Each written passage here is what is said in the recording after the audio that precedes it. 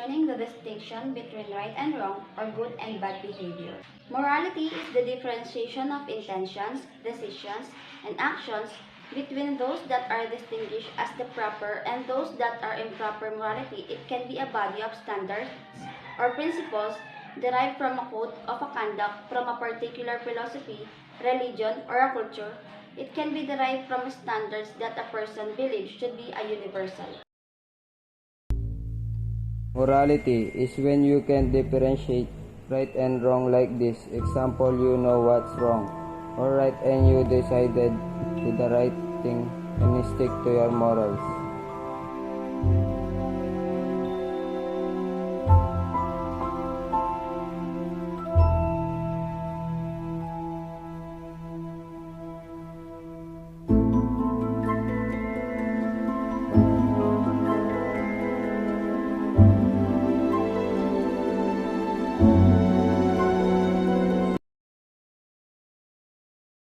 Human acts. An act that is performed only by a human being and thus is proper to man. Actions that are proper to humans, thus the crucial element of willful consent and knowledge of the action must be present. One must freely use his or her intellect and free will when acting. Human acts reveal the value of responsibility or accountability. Despite knowing there is an exam, you just go out and stroll around your local park. This is a human act. A person understands what he is doing does it is because he wants to.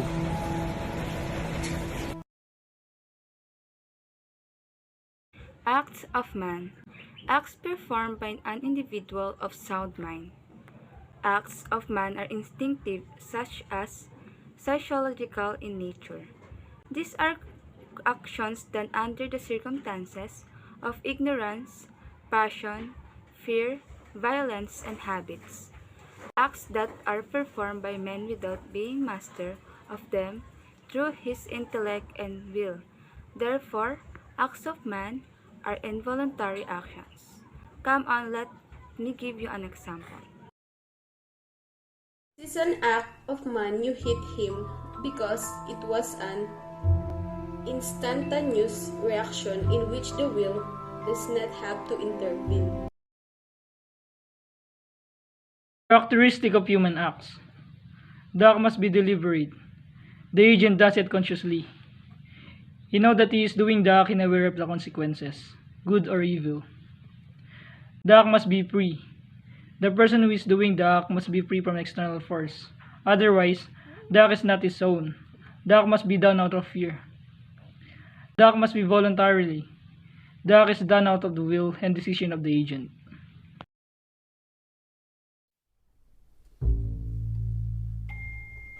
He decided to draw it while he concused, he in the right state of mind.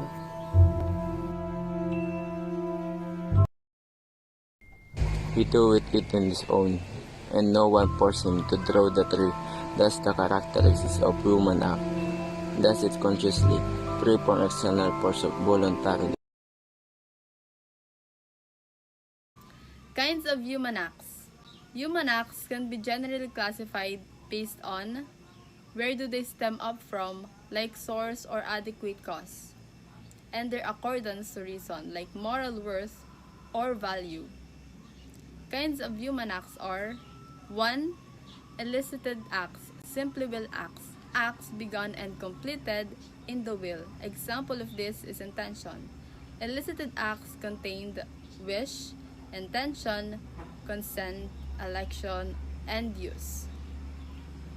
Commanded acts, actions that are carried out by the mind and body, that are ordered by the will. Under these are 1. Internal acts, done by the mind through the command of the will. 2. Internal acts, done by the body through the command of the will. And last, mixed acts, acts done by both the body and the mind. Let me give you an example of what I have just discussed. Here is the example of elicited act. She's wishing to herself to go to the park intentionally. However, she don't know what to ride to go there. So she thinks a lot of options to what she is going to ride. She picked the bus among other vehicles, and that's election right there. She gave consent to herself on making decision in mind and do it after.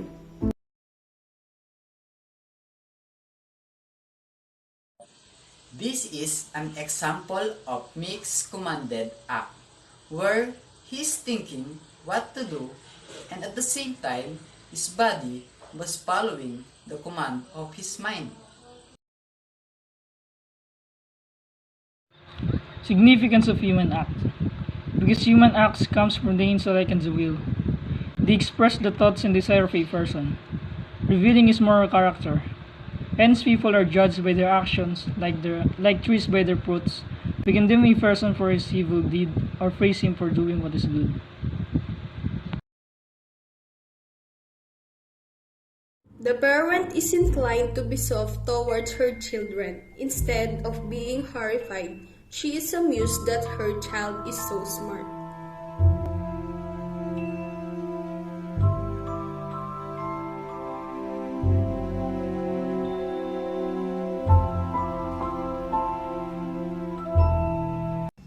Voluntariness of a human act is a power of the will or of motivation to get us to act as willed.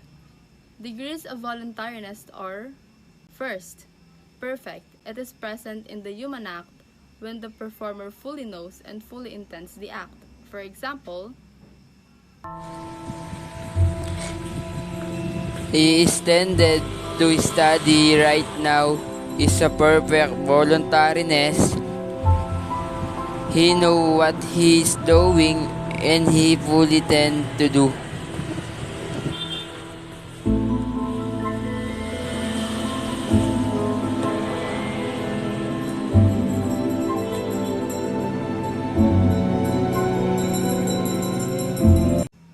second, imperfect.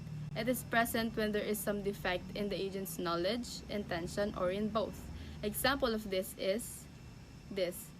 There is some defect right there because, in the first place, you don't fully know the history but still adding a details in narrating the event. Third, simple. It is present in a human act performed whether the agent likes it or dislikes doing it. For example, This is a simple voluntariness because whether you like it or not, it is considered as a simple voluntariness. fourth is conditional, present in the agent's wish to do something other than which he is actually doing. For example,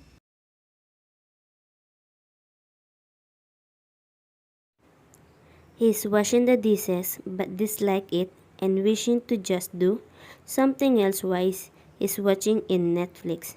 That act was conditional voluntariness. fifth, direct, present in a human act willed in itself. Next is indirect, present in that human act which is the foreseen result of another act directly willed. Next is positive, present in the human act of doing or performing. Example of this is this. Planning to use Google to help herself in study is a kind of positive voluntariness.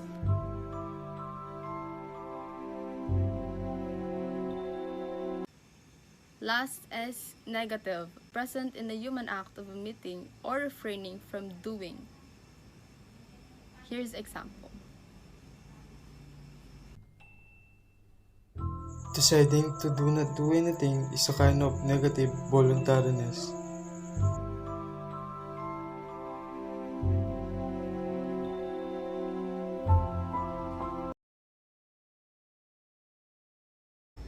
The modifiers of human acts refer to the things that affect man's knowledge, freedom, and voluntariness in the performance of an act, which make them less perfectly human.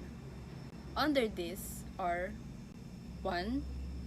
Fear, the disturbance of the mind of a person who is confronted by an impending danger or harm to himself or loved ones. For example,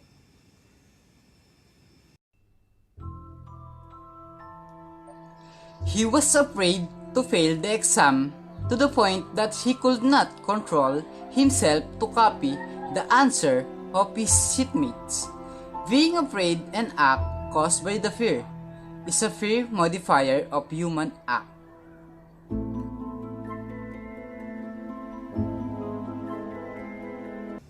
Second, violence. Force or compulsion is the application or use of the physical power or external force on a person by another for the purpose of compelling him to do something against his will. Here's the example.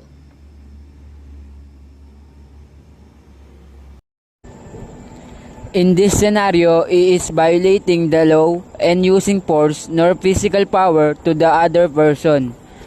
Committing crime can be classified as modifier of human act.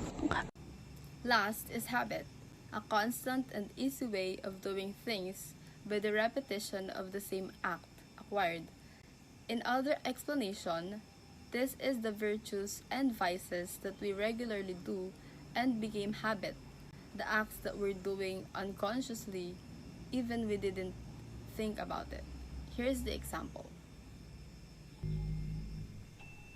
She is used in offering or sharing foods to others and make it her virtue or good habits. That as well modifies our action. Moral distinction. Human acts may either be in conformity or not with the dictates of reason. Dictates of reason refers to shared consciousness of prudent people about the priority of a certain action or manner of behavior. It shows what is permissible in a given situation, the best option as a matter of fact, on the basis of their relation to the norm of morality. Actions are classified of three: moral, immoral, and amoral. Moral action are those actions which are in conformity with the norm of morality. They are good action and are permissible. Here's the example. He is simple working at home for his family. That's an example of moral action. Immoral action are those actions are not in conformity with the norm of morality. Here's the example. The act that is done something to other person is an immoral action. Amoral action are those actions which stands neutral in relation to the norm of morality. They are neither good nor good or bad in themselves, but certain immoral actions may become good or bad because of the circumstances attendant to them.